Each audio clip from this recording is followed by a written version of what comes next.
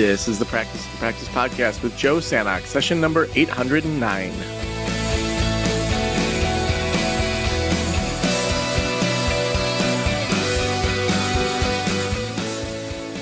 I'm Joe Sanok, your host, and welcome to the Practice Podcast, where we cover everything around starting, growing, scaling, and even exiting your private practice. I hope you are doing awesome today.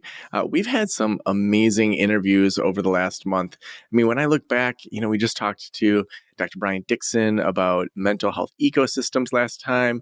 We talked to this guy, Tom, about how he started a car wash business and 80% of his employees are people with autism. So just a really cool model.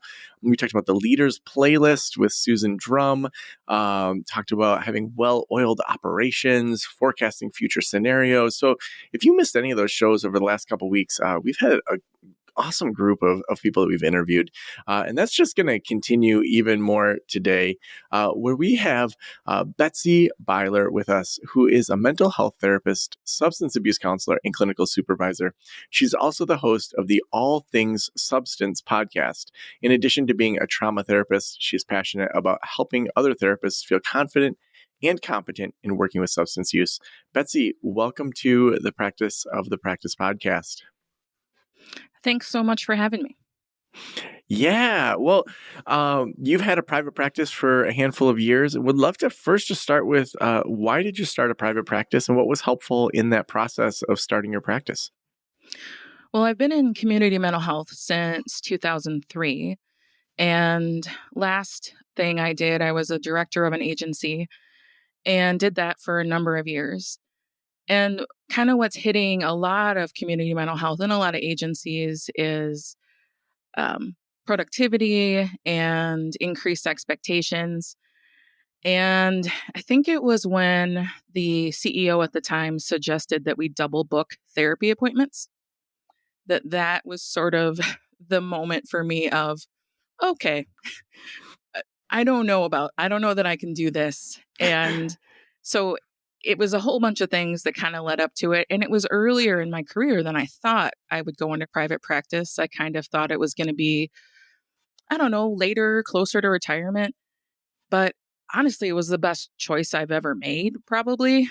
And I found that it was easier than I expected. And part of that is a couple things. One of them was I do live in a smaller area and I've been in this area a while. And so it was easier for me to transition because people know who I am. At the same time, though, the business aspect was different because it's just me.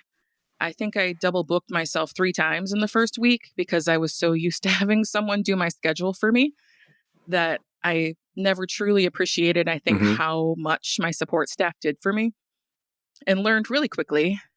But one of the most important things was actually a checklist that you had. A friend of mine from Chicago had talked with me about your podcast. I hadn't ever heard of it, and this was a couple years ago now. And so I listened to like a ton of episodes in a row, all the stuff about starting practice. And you had a checklist, and it's 28 or 29 items. And I followed it in order. And the very first thing I think is to think of a name. And I was like, that's weird to start with. But I did a whole bunch of brainstorming and found the name and got the URL, and the rest, as they say, is history. And it's been really, really great. Yeah, there is something about when you have the name and it feels more real.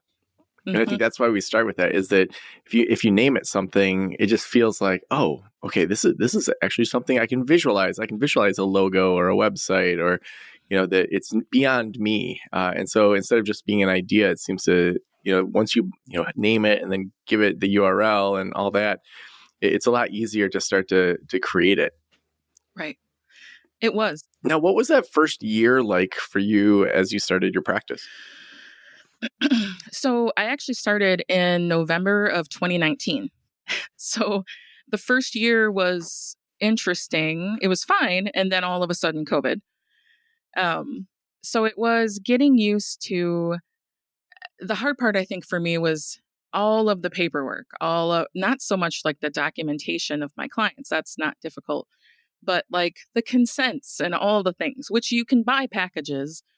But I was trying to do this while preparing to leave my agency job and trying to kind of bootstrap it in the beginning, and hired out some things, hired out billing.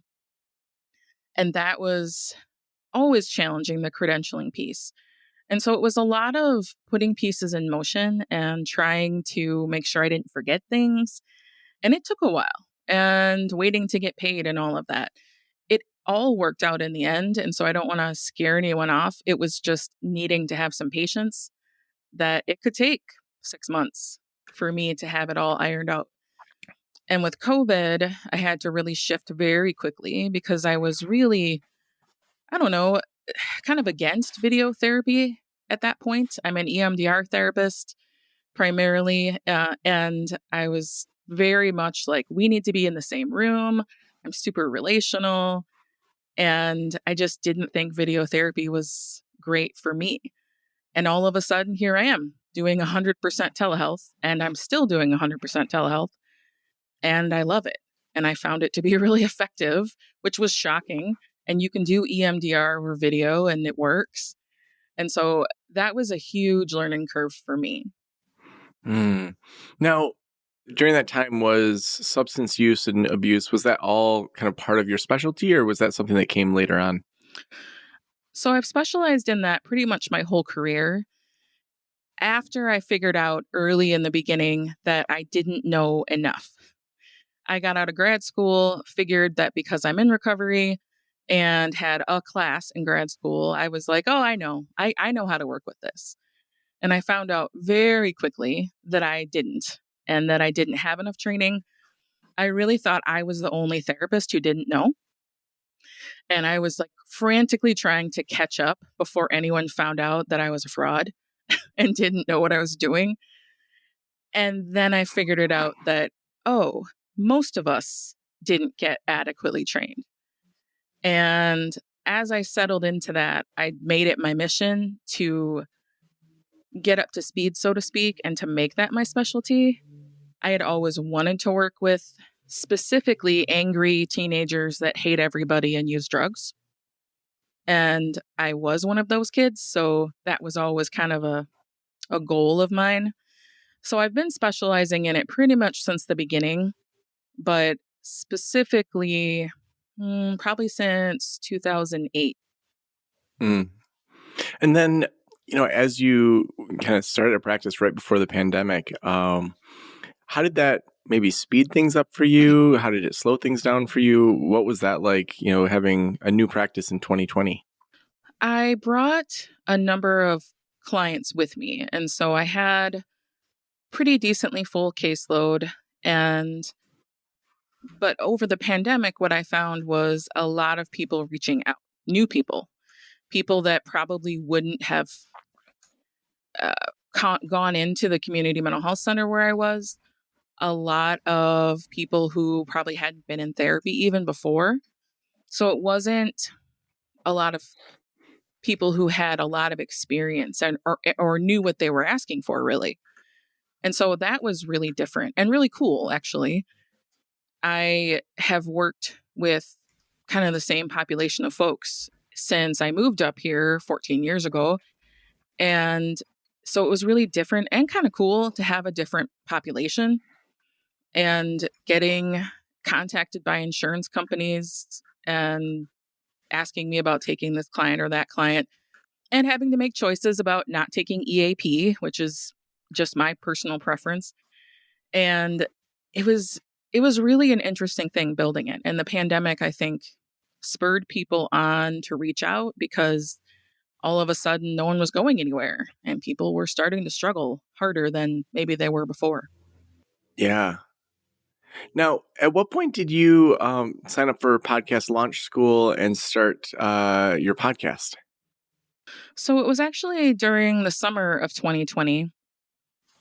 I had always thought about, someday I'm not going to want to do therapy full time. I'm not burnt out. I love my job. And I kind of wanted to future plan And you were doing a bundle with Marissa Lawton. And I had already been working in one of her courses and saw the podcast launch school and knew that that was going to be the way that I kind of brought my message to others. I don't love to write, so a blog was out.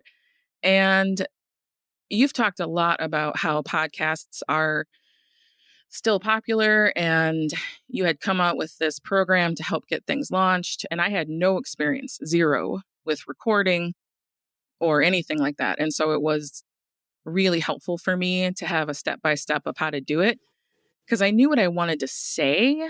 And I had done that, kind of put together what I wanted it to be. But getting started was really daunting. And so it was, I don't know, I think that was in July or August of 2020, I want to say. We brought together all of our checklists, videos, and other free things in one spot. So you don't have to opt in all over the place just to get another checklist. We've put it all together over at pillarsofpractice.com. Whether you're just getting started or have an established group therapy practice, we have a free e-course for you. As well, we have 8-minute experts, which are short 8-minute videos around specific topics, completely free. So if you want to take your practice to the next level, head on over to pillarsofpractice.com to get access to our free e-courses. Again, that's pillarsofpractice.com to get all of those free e-courses. So Betsy, when did you start the podcast? Well, I did the podcast launch school in July or August, I believe, of 2020. And I went live in October, on October 27th, I believe, and did my first 5 podcasts like you recommended to make sure that people could binge listen. And it was challenging, but really cool to get it all set and going. Yeah, and how did you think through your first episodes and what you wanted to cover? Well, the way that it was described in the podcast launch school, and I'm not just promoting your stuff, but it was how I did it. And it was why we're here, what the problem is. And so I really set up the first 5 episodes to introduce that concept and do this is why I'm doing this. This is why it matters. This is why it should matter to you. And those are still pretty well listened to. Even I'm on episode 95, I think. And by the time this comes out, it'll be more than that. And people still listen to those early episodes. Yeah, for you, what's it done in regards to positioning yourself beyond just your private practice to have a podcast and start to level up? Well, I have listeners, it's all over the world, which is interesting. I didn't know that Australia liked podcasts as much as they do. And that was really surprising for me. I've had people reach out to see if I would see them internationally for therapy. And that sort of depends on the country. But that was really interesting too. And I've gotten to know some other podcast hosts. And I'm still working on visibility for the podcast, of course. But it's been really interesting to me to get to know some people and then to be able to find people that are reaching out to me for different things. That was really unexpected. And I have people reaching out from all over the world. And that was really, for someone living in Wisconsin in the middle of America, that was a really unique experience. Yeah, yeah. Now, I know one of your specialties is now teaching therapists about substance use and, maybe helping them understand what they can do, what they can't do in the sessions. What are maybe some common misunderstandings that people have regarding what they can or can't do in the sessions? I think that because we didn't necessarily get trained, a lot of us maybe had a class or it was optional and it wasn't on our licensing exams. And I think the assumption is that therefore it's not in our scope. Yet it's still in the DSM along with all the other things that we do. And when I've talked to a couple professors about why that might be, that it's not in our classes or on the licensing exam, they don't really have an answer. They agree that we should talk about it. They agree that it probably should be part of our scope in terms of what we learn, but programs can only do so much, and there's so much to teach that they have to teach to the test pretty much. And so I think that people think it's not ethical or not in their scope. And if you look at our different licenses, they include substance use as part of evaluating people's life, their medical health. We talk Mm. about that, but don't have training there. And it is something that is part of our scope. It's literally in our manual. What I've heard from people is they worry about that, about practicing out of scope.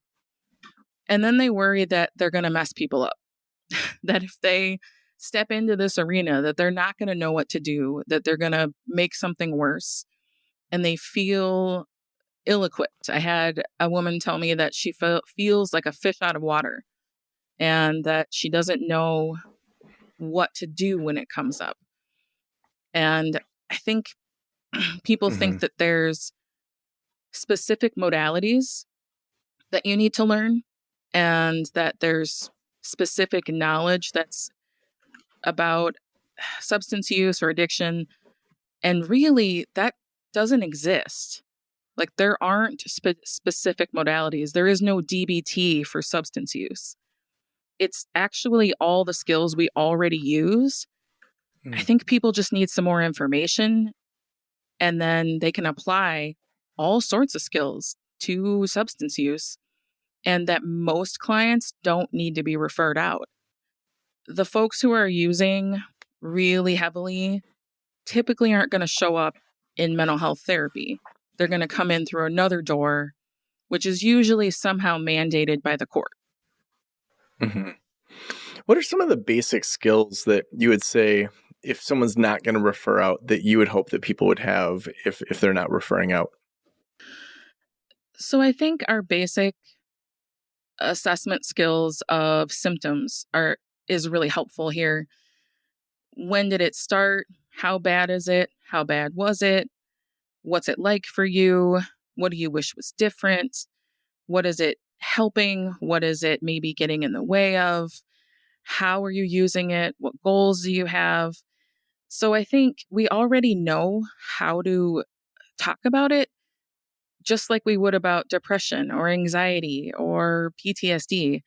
We just are looking for kind of the flow over time and what's most troublesome for people.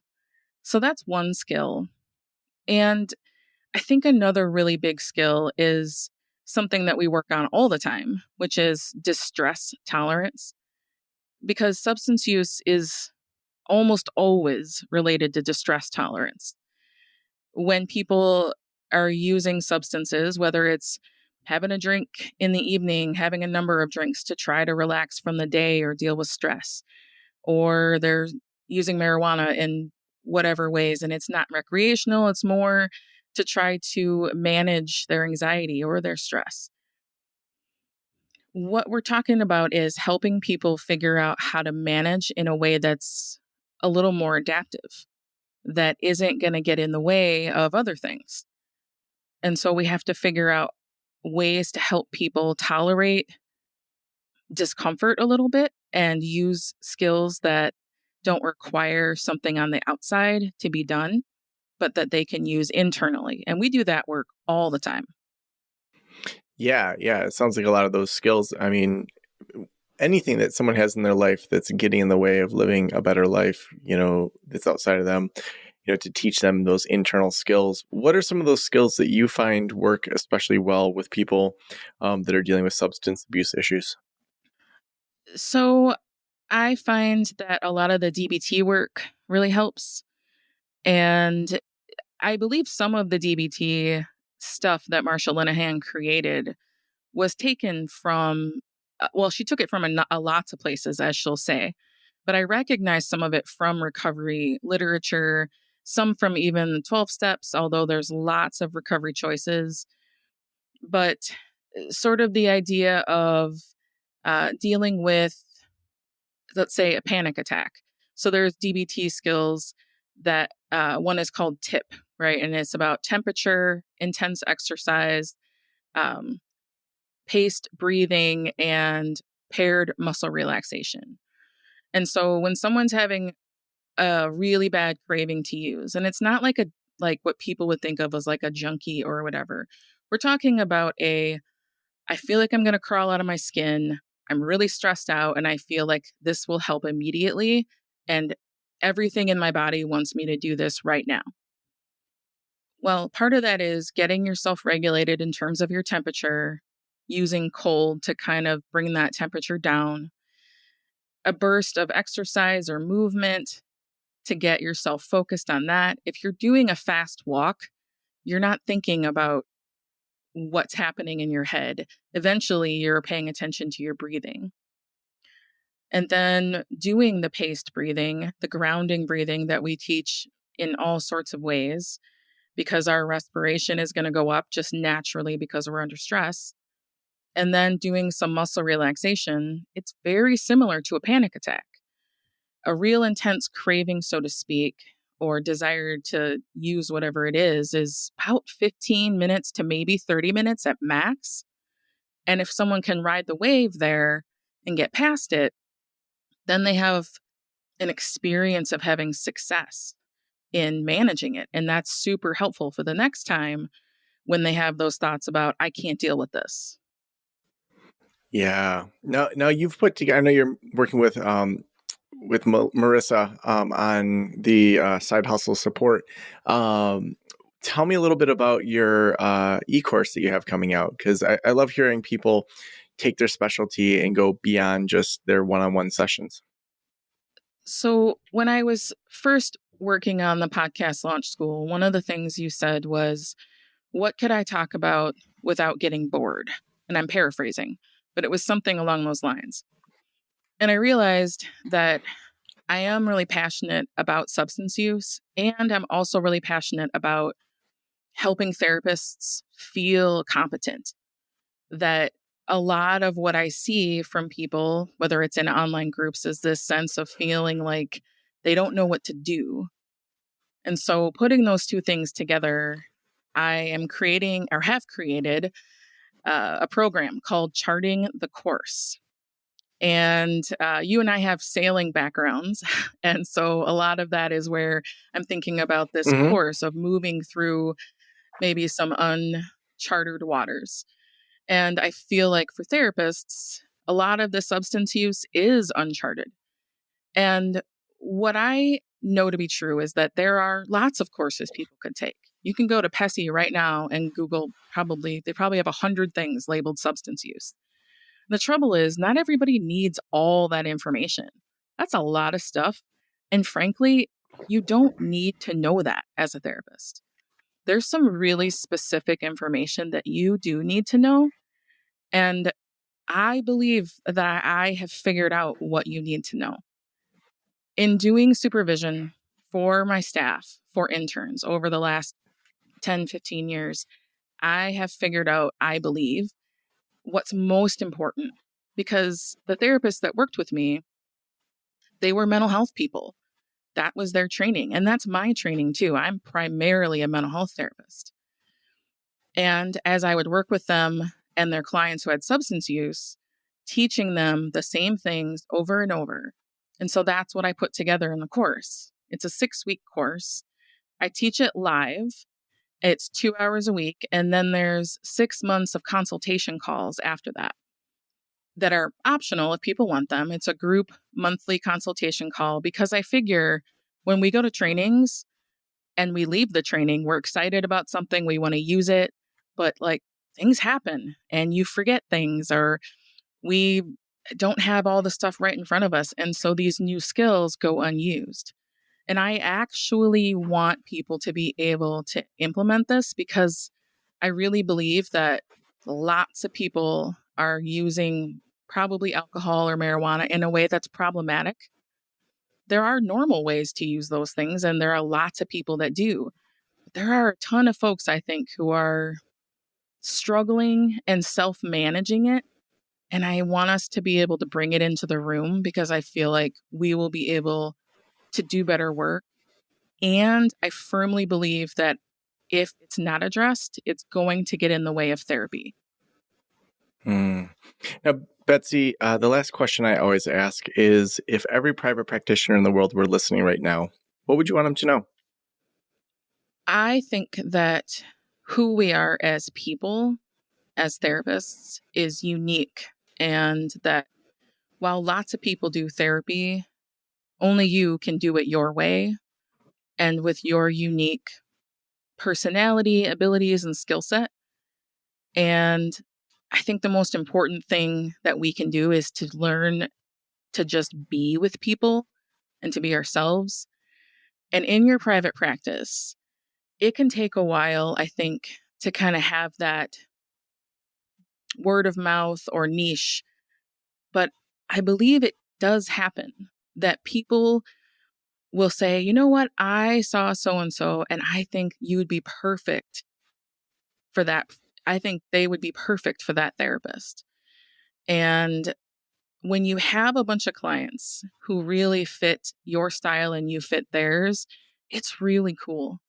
And private practice is really different that way because while in the beginning you may see a lot of folks because you're building a caseload, it does start to niche down. And instead of it being a handful of clients in a couple weeks that really suit you, it starts to be almost everyone. And that is easy and feels really great and feels like an extension of yourself. And so I would encourage you to have faith in the process and keep being who you are with your specialty and not trying to be all things to all people. Because I think there are people who just need you. Maybe they just haven't found you yet. So awesome, Betsy. And if people want to connect with you, if they want to read more about the course, where's the best place to send them?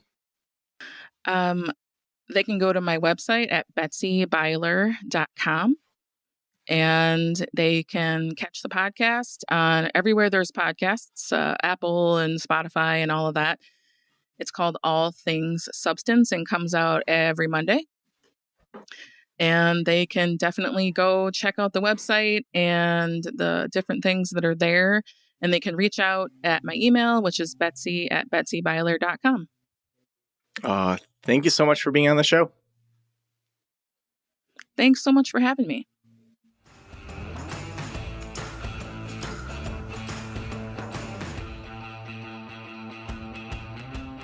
Well, go take some action. I just love hearing people's stories of how they continue to grow beyond even their private practice in growing side hustles or e-courses or podcasts or different sorts of things.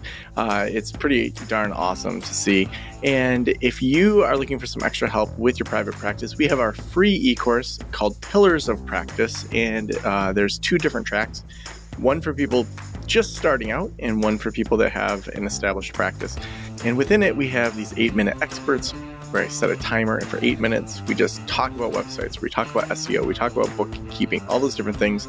The checklist that Betsy referenced in the show is available in there as well as tons of other checklists that you used to have to individually opt into, but instead they're all in one place now. So head on over to pillarsofpractice.com. Also, Podcast Launch School, you can go pick up that course over at podcastlaunchschool.com. Thank you so much for letting me into your ears and into your brain. Have a great day. I'll talk to you soon. Special thanks to the band Silence is Sexy for that intro music, and this podcast is designed to provide accurate and authoritative information in regard to the subject matter covered. It is given with the understanding that neither the host, the producers, the publishers, or guests are rendering legal, accounting, clinical, or other professional information. If you want a professional, you should find one.